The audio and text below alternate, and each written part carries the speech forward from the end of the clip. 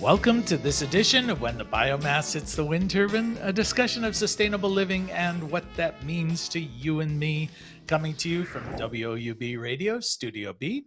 I am Jay Warmke. All right. And I'm Annie You Warmke. certainly are. And today we're going to talk about changing the world, I guess part two, or I went to the revolution, but I couldn't find a parking space. Now, I know I heard that, and that's like song lyrics or some famous saying. I looked it up on the internet to see who said it. I could not find it anywhere. It's not a Joni Mitchell thing. No, that's like Paved Paradise, but it was.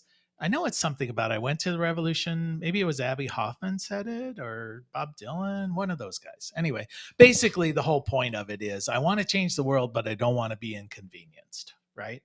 Yeah. That's kind of the whole purpose of it. And guess what? Changing the world is probably going to inconvenience you. Well, I mean, it's more than inconvenience. It's like you used to say to me when I would get really discouraged because people were being so cruel, and you would say, well, you're winning because they're pushing back. Right. And if you don't push people off their comfort zone, even just the slightest bit, nothing changes because human beings are like puppy dogs. They just like that consistency and that just everything being the same. It's comforting for some folks. Well, we had a show a few weeks ago where we talked about the things that don't work. You know, Yes, people say that's right. write a letter to the editor. Well, good luck Or the with that. Congress or your Or go talk to your congressperson. Congress, call your Yeah. congressperson, or even this is my personal sort of thing of people want to go out and protest. We see a lot of these protest march. We're going to get 100,000 people, and we're going to wave signs, and we're going to get those politicians to hear our voice. And I'm thinking they don't care. No. They really don't care. You could have 1 million people, Yeah. 2 million It doesn't people. matter. So But there is a place for that, but it shouldn't be because you're going to change somebody right, else's you can mind create because they don't care. you can create a sense of community, a sense of purpose, a sense of Right. Or even organization. support for yourself. All of those things are important. But if you really think that your senator is going to look out the window and go, oh, look, people are upset, I think I better do My something different. my senator's in another universe, so I don't even think he speaks the same language Yeah. as I do. Okay, so we won't So go there's back the whole into show. yeah, we won't go back into what doesn't work. Okay, good. All right. Well, but I do want to start with the idea that you've got to worry about your own life and who you are. And if you're not clear about that, that's where people end up in trouble because they get to thinking that it's all about them and it's not all about you. It's So be the so change you want to see in the world, well, right? yeah, I think, you got to be able to advocate for yourself. You've got to believe in yourself. You've got to have a certain sense of what I'm doing is important to me personally, and that's the reason I'm doing it. And I often say that when I Right. have gotten awards and things. No, you don't understand. I didn't do that so you would recognize me. I did it because I had to. Right. So And there is a certain amount of truth to the world will get out of the way for a person who knows where they're going. You know, well, I wish if that was true because I've known where I was going a lot and people were like in the uh-huh. way. But I think also we have to learn, we have to be adults. I don't know any other way to say it because we take a lot of things personally, especially when people do things like call you names and it's like, what? Who does that? What grade are you in, right? Yeah, Hmm. yeah. That's just Well, we see that a lot so in the media now oh where yeah, they, calling people names. liberal or commie Made or me think of Nazi, whatever. one of my ex's fathers who used to just try his best to come up with anything he could say that was hateful to just make people just really want to get under the bed and hide. So, Hmm. but I think the other side of that is that we also have to be good at doing a couple of other things for ourselves. And then I'm going to talk about other things. But one is that we've got to have some goals. We Right. can't go around saying, I'm going to change the world. And you have to say, I'm going to change the world by doing X, Y, and Z, not I'm just going to do it. It's like, oh, Yeah. I said I was going to do it, so now it's happened. It So doesn't happen that this is way. very much like what do they call that when you say, okay, I need the goals to be specific, I need to have a time frame attached to it, Right. all of those things about Time planning. is project and time Yeah, management of your basically. own life.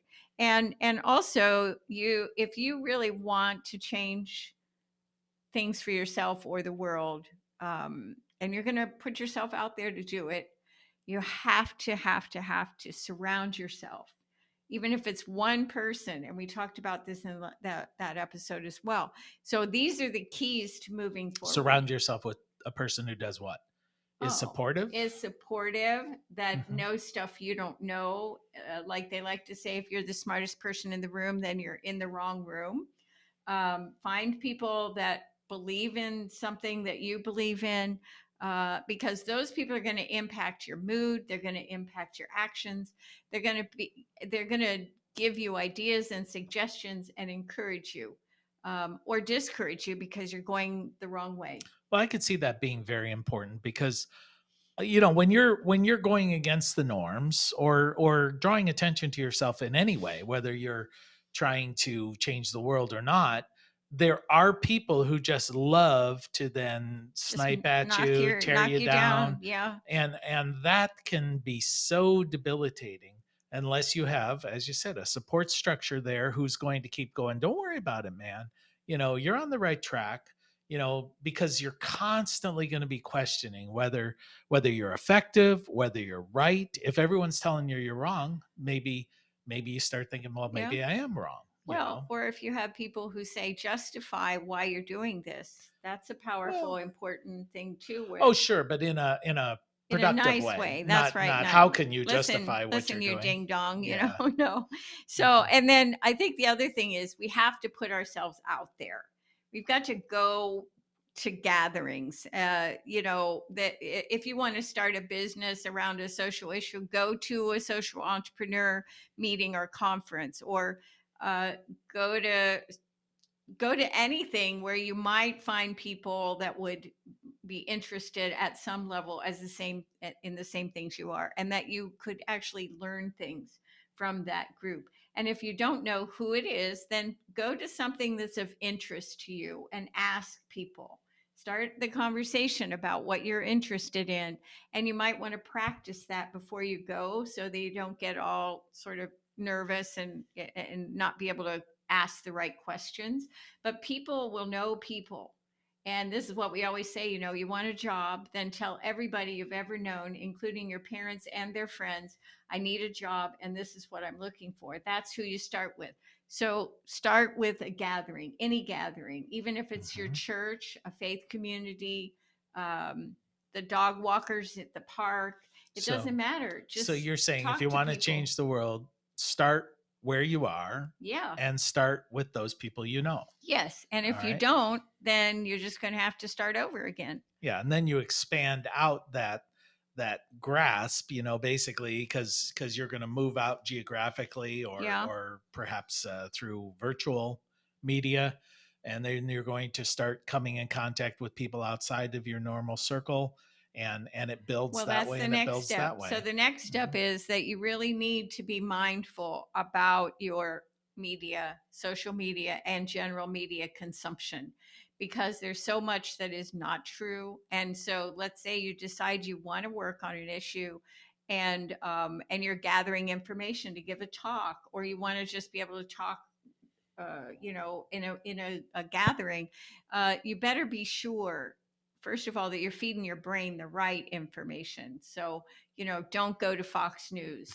So that's what I'll say. But Just as an example, yes, right? well, that's the one that's in the news constantly for, not just not telling the truth, but out and out making it up. But it doesn't even have to be an organized venue No, like that. We have yeah. lots on the Well, internet some there, religious groups, or non. I mean, we're now with the world of virtual AI, where you that's you can right, hear somebody who that's their voice, but it's not right, really them saying it.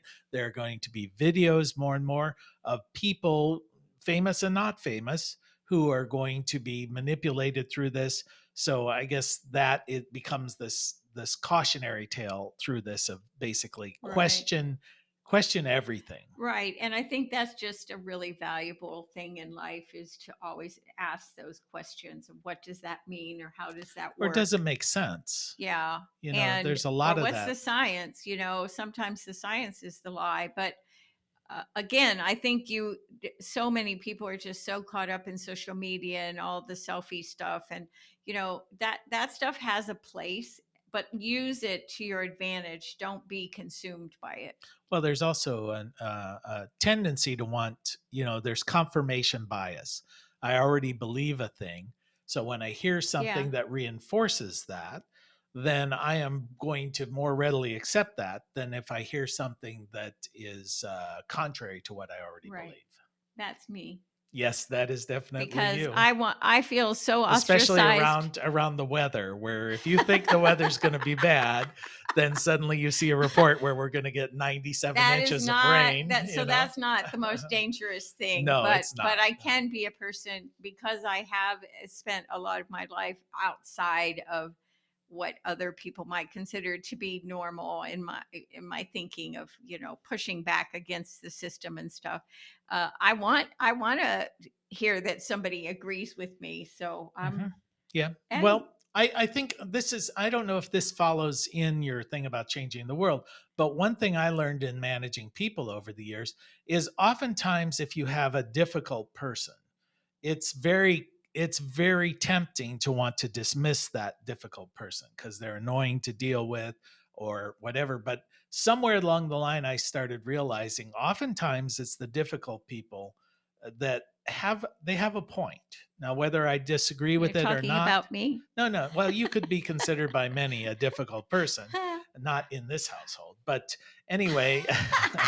But I'm just Good thinking about save, the one good save. person in the group who, when they Yes, start that's right. talking, There everybody is rolls their eyes. legitimacy. Well, they You didn't know, just draw that out of thin air. And I right? am a person that if you are giving me a hard time, or you're finding a lot of negativity around what I'm doing, I'm going to weigh that. I'm going to take that apart and weigh it, because there's a piece in there that's the truth. Hmm. And I want to then think, I don't care, or I want to say, I'm going to deal with that.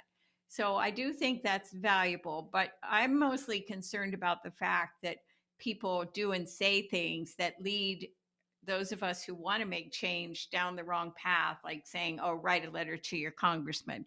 That Right. would be an example of that sort of don't follow what people are telling you. And that brings us to the thing about make education a conscious cycle in your life, reading things that are important, that impact your work, that impact you personally, like health issues and things. There's Sure. so much information about health and what makes life happy. We get these pictures that we're supposed to have four people in our family, and we got to live in a certain house, and we got to drive a certain car, and you got to walk away from that and educate yourself about what the value of the decisions you make in life. Sure. Well, I'm always amazed with people who sort of consider as soon as they get out of school, their education is over. And I think most people who are thriving understand that kind of school is just the way you learn how to learn. And education actually begins once you graduate. I mean, you now go out there and start learning what's real in quotes as opposed to what you have been spoon fed. Yeah. Um, so I think high school especially just teaches you how to survive an institutionalized environment. I didn't do well with that either. Right. So Okay. I, Well, before you get on to the okay. next thing, let me just remind everybody you are listening to When the Biomass Hits the Wind Turbine with Jay and the difficult person, Annie Warmke, coming you from Studio B, WOUB Radio in Athens, Ohio, reminding you it is indeed the end of the world as we know it. And thank God. Thank God. I just Okay. want to point out I'm being really agreeable You are, today. you are definitely. So we're trying to see, okay, how do we create effective change? I think is perhaps a better term than changing the Well, world. effective. Well, that's what we're really talking about, is that we're saying that there are things in everybody's life that say, I want to change that. And I always say that's about making good trouble. It's saying, we can't go like this, we can't do this way, it's not okay, it's not healthy, or whatever the reason. That could be you personally, it could be your family, it could be where you work, your faith community, it could be a lot of things. But I think the one of the things that I see that just often just shocks me is how people interact in the workplace, and how that is such a great opportunity to do small acts of kindness and support for people or lead. There are lots of opportunities to lead things like, hey, let's have a party for somebody's birthday, or these are opportunities to practice your skills, but also being nice to people, genuinely, if there is a problem, working, trying to work it out, or giving compliments to people. These are Hmm. all small acts of kindness and support with people that you probably spend more time with than you do your own family or your dogs. You know, it just makes no sense to me that people are trying to run over everybody and, undo their good works and things like that, because you have to live with those people. So anyway, and they may be really useful down the line. I know one of the people that I have worked with in the government that I thought really didn't like me. I like to tell this story, although she denies it, but she told me in one of our first interactions, now, Annie, you have to cooperate and do what we tell you to do because you have a reputation for breaking the rules. And I said, yeah, but I don't want to go to federal prison. So, and she said, I don't either.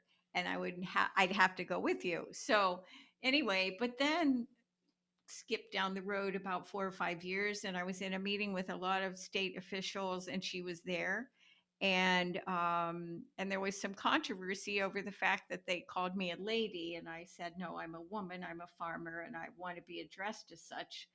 And I thought, oh boy, that's it. But at the end of the meeting, she gave me money to rent the space I needed for a conference. And so you just don't know. I Being kind to people, being nice to people, it Hmm. always pays off. Well, okay. And I guess one of the things that occurred to me as you're talking through here, and when we talk about changing, we've had this discussion many times. It's almost impossible to make someone else do something or change their perspective or whatever.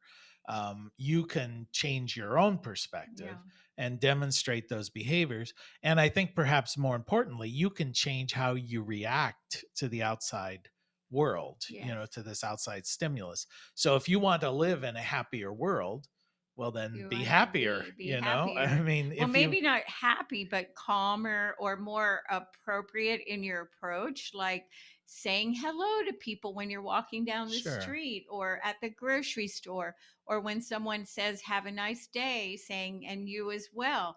I'm shocked at the look on people's faces when I say that particular phrase, which I learned from one of our interns. I used to say, oh, yes. And, it's the same to you or whatever, but there's something about that phrase that brings people a smile. And you as well, you mean? Yeah. Just, it Yeah. sounds very Just, formal. It sounds like, yeah. very British, But it makes people look up, and I and Uh-huh. I tried it out a few times, and I saw every time I got the same reaction. So then I know there's an exchange between us, and that's Hmm. valuable. So I think that's Well, really important. Well, and for example, and again, you can change your life, you can change the world in very simple ways. Like one of our interns who was very, very shy, heading off to school, and I just suggested that he go every single class and walk up to another student in that class and just say hi. Yeah. Give him your name. I won't embarrass Nicholas by saying his name, and you just say, yeah, how you doing? I'm this person. Yeah, and then he came back and told you how many people he had done that with. And Yeah, then we saw him a year later, and it was really funny because it was like he had really changed his whole persona, he had a his whole, girlfriend too. yeah, he'd Ooh, never baby. had a girlfriend. So yeah, and See, she was his equal, honestly. She was so very athletic yeah, and but I smart. mean, I certainly understand. When I was younger, I was very timid and shy in that, and especially when it came to speaking in public. And I think something that helped me was I came to realize that everyone listening wanted me to do a good job. They didn't want me to fail. So they're already rooting for me because they don't want to waste their time. They're there. They don't want to waste their Well, time. they don't want you to do Um, badly because then they have to sit yeah, through it. it's awkward for them. It's unnerving Yeah. for them. So that's kind of, I mean, take that attitude in life, right? Everybody who Yeah. interacts with you wants that to be a pleasant experience. I mean, obviously there's Well, I sociopaths and would sort of psychopaths out disagree. there. Well, I would disagree to that. I think an awful lot of people want to feel one Well, up, but but take that's, that attitude. Take the attitude that well, everyone yes, you that's a good introduce point. in that you interact with wants it to be a pleasant experience for them. So therefore, I mean, that Well, will yeah, change your life. there's a lot to be said about that because I know from our own experience at Blue Rock Station where the expectation is you will be kind, you will be at peace. You have to read a sign to come in the gate, and it says those things. It says this is a place of peace and you don't yell at people or the animals and all that kind of thing. So we made the rules right off. You got to be a nice Hmm. person. It's You got to care about what happens here while you're here. When you go back out, if you don't want to care again, say la vie.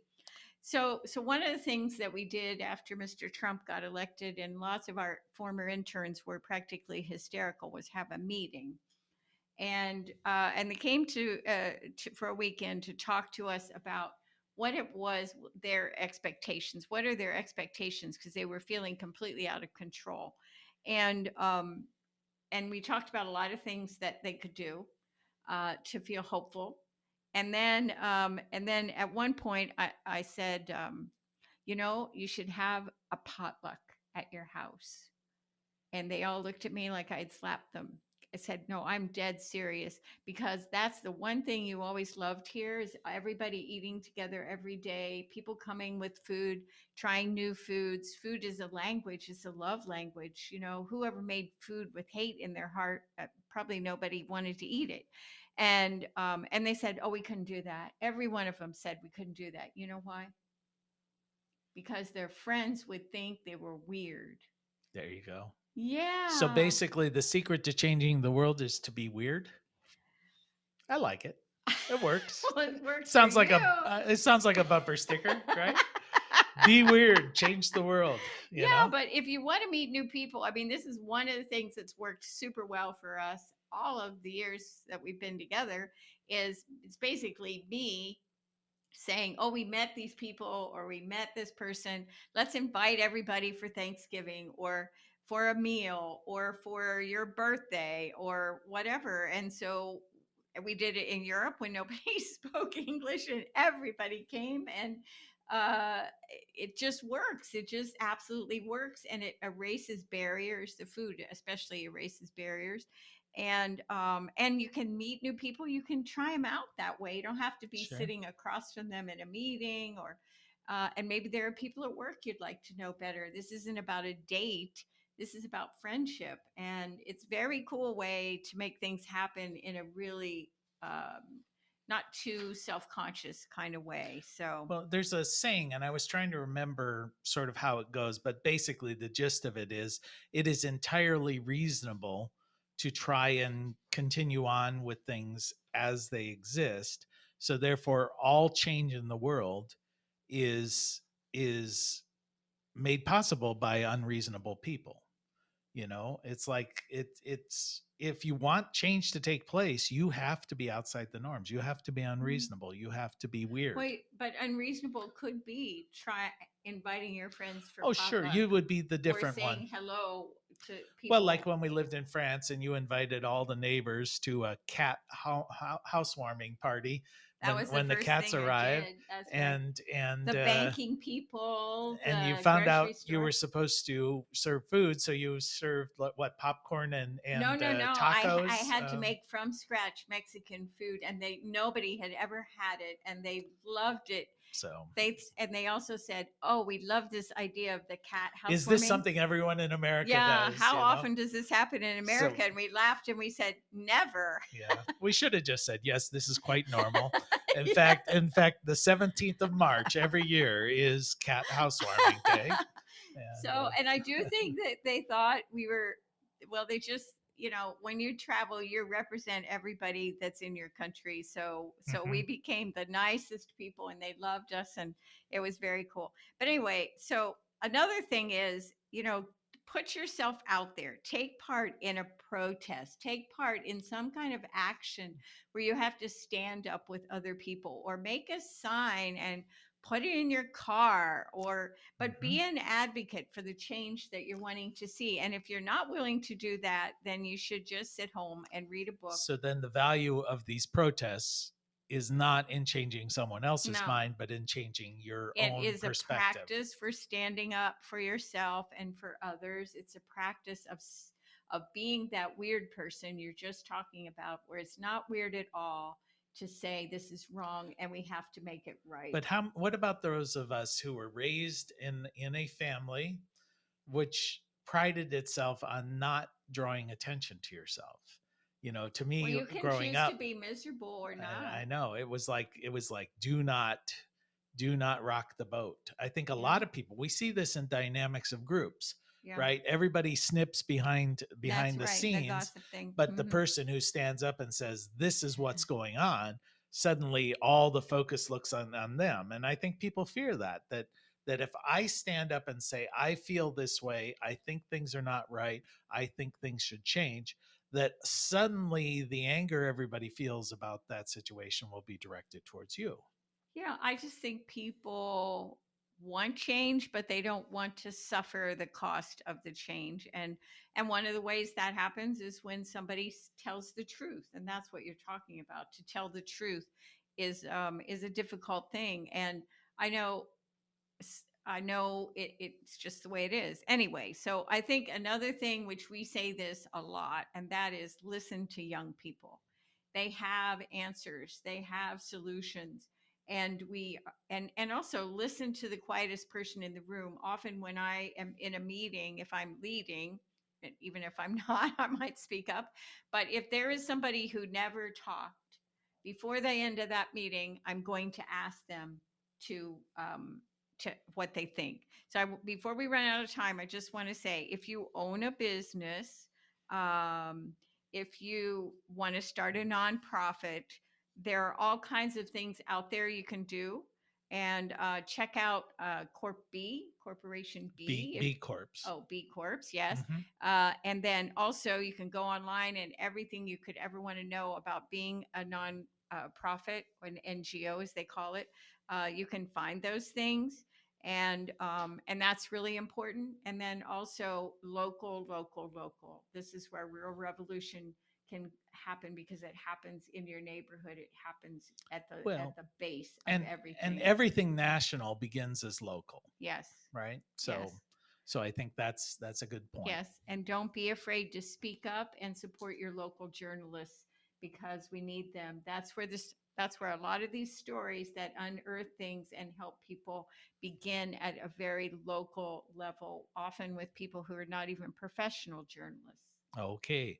Well, speaking of local and speaking of professional and speaking of of impactful, we want to thank our Emmy award-winning Oh, producer yeah. Adam Yeah. Rich for All right. making this possible. You've been listening to When the Biomass Hits the Wind Turbine with Jay and the locally always present Annie Warmke, coming to you from Studio B, WOUB Radio. I want to thank you for spending just a little bit of time with us. And as your grandmother hopefully told you, the secret to a happy and sustainable life is. Play nice with others, clean up your own mess, and be an agitator. All right. Till next time. Bye bye.